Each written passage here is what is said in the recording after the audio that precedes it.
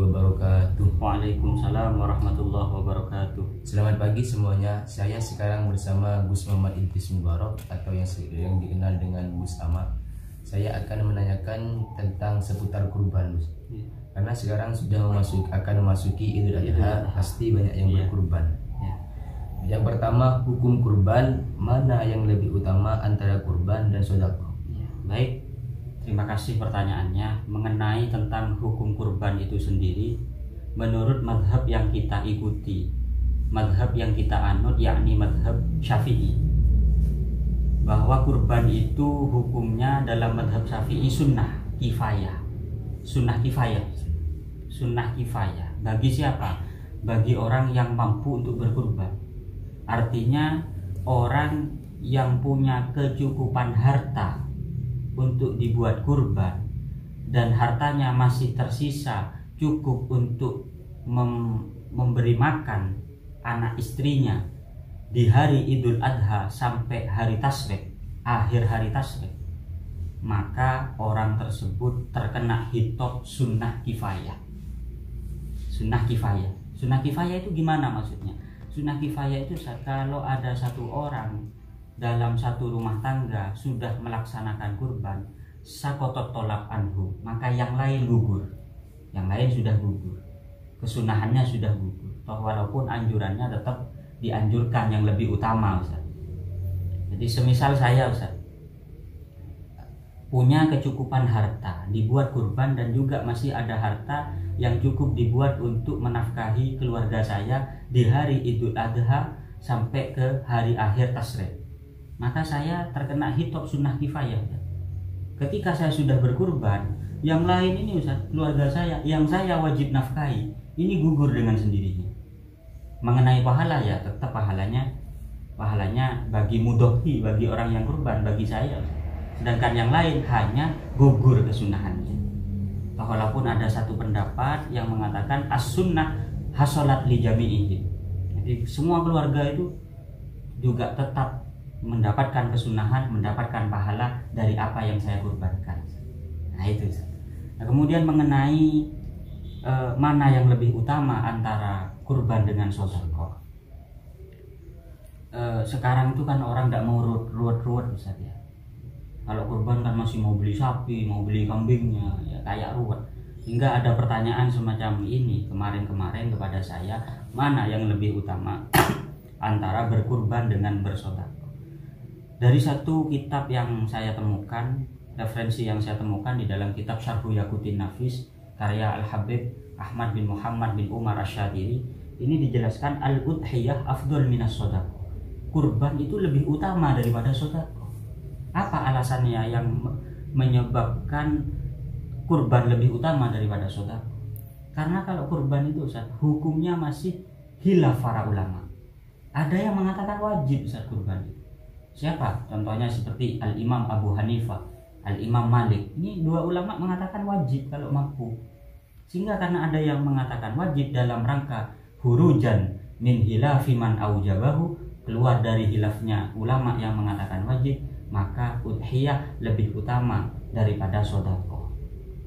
Apa yang dijadikan dalil oleh beliau berdua di dalam mewajibkan kurban, yaitu salah satu hadis Nabi, man lahu si'ah wa lam yudhi, barang siapa yang mampu berkurban tapi tidak berkurban, fala yaqrabannah musallana, jangan dekat-dekat kepada tempat ibadah kita, masjid kita. Ini cuma hadis yang dipakai oleh Imam Malik dan Imam Abu Hanifah, oleh Imam Syafi'i itu diarahkan pada takkidul istihbab, menguatkan kepada hadis yang mengatakan sunnah. Jadi oleh Imam Syafi'i dijadikan penguat kepada hadis yang menjelaskan bahwa kurban itu sunnah. Ya. Kemudian apa lagi? Yang kedua itu jatah hewan kurban. Nah, jatah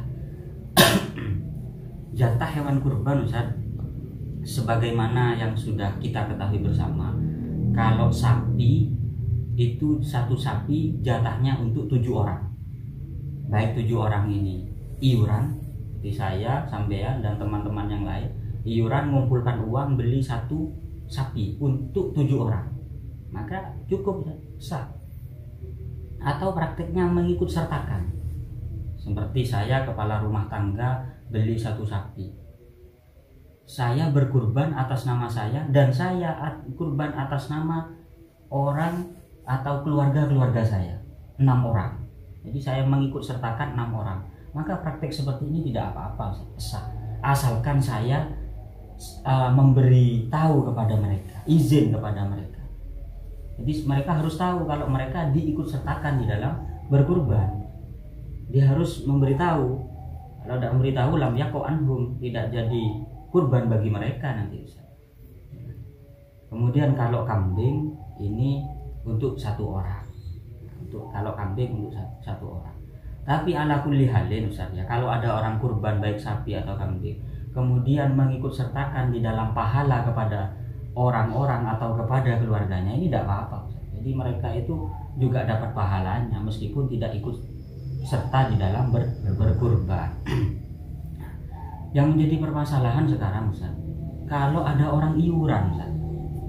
Misal saya iuran sama sampean mengumpulkan uang, akhirnya beli 2 kambing. Berarti 2 kambing ini namanya milkun musya, milik bersama.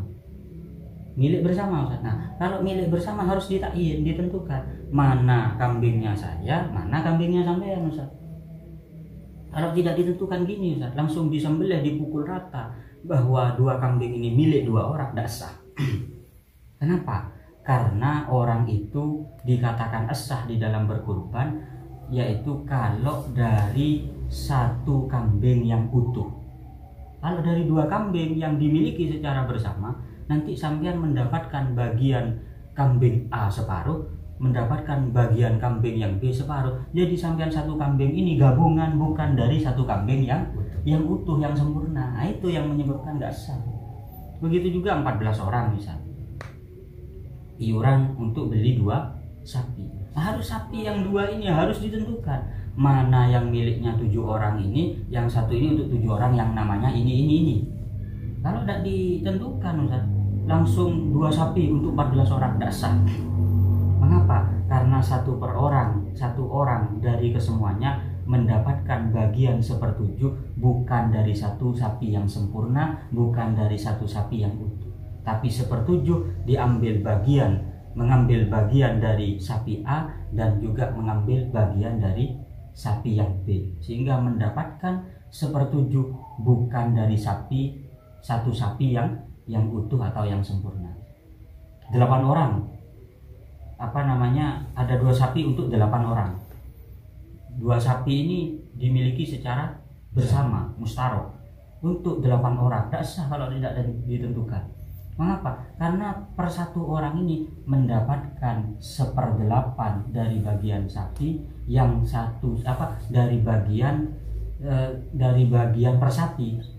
Jadi 1/8-nya bukan dari sapi yang utuh, bukan dari 1 sapi yang sempurna. Itu.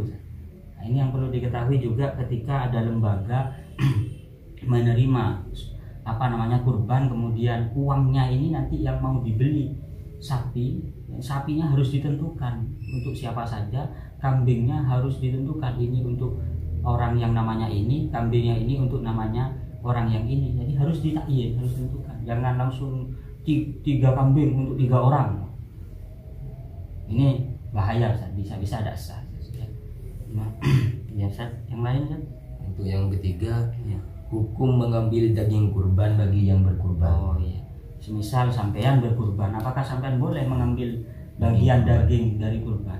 Kalau kurbannya itu Ustaz, kurban tatawu, kurban sunnah, kurban karena sunnah, maka boleh bagi orang yang berkurban mengambil 1/3 dari daging hewan kurban, 1/3 untuk dimakan dalam rangka tabarrukan, tidak apa-apa. Tapi kalau kurbannya wajib, seperti disebabkan nazar berkurban, atau mengatakan ja'altu hadhihi udhiyatan, saya jadikan hewan ini sebagai kurban saya, ini kan berarti kurbannya kurban wajib. Kalau kurban wajib tidak boleh makan sedikit, apalagi dijual atau daging atau kulit dari sapi atau kambingnya dijadikan ongkos kepada penyembelih, tidak boleh. Jadi kalau jual, baik kurban yang sunnah atau kurban yang wajib, tidak boleh. menjual. Jadi orang yang berkurban tidak boleh menjual. Tapi kalau kurbannya sunnah, maka kalau ngambil daging untuk dimakan boleh, tapi sepertiga. Kalau kurban wajib disebabkan nadar atau ada takyinan, maka itu tidak boleh, harus dibagikan ke fuqara masakin semuanya. Tidak boleh ngambil bagian. Ya, sudah. Terima kasih Gus, semoga apa yang jenengan sampaikan bermanfaat kepada kita dan kepada semuanya. Terima kasih. Assalamualaikum warahmatullahi wabarakatuh. Waalaikumsalam warahmatullahi wabarakatuh.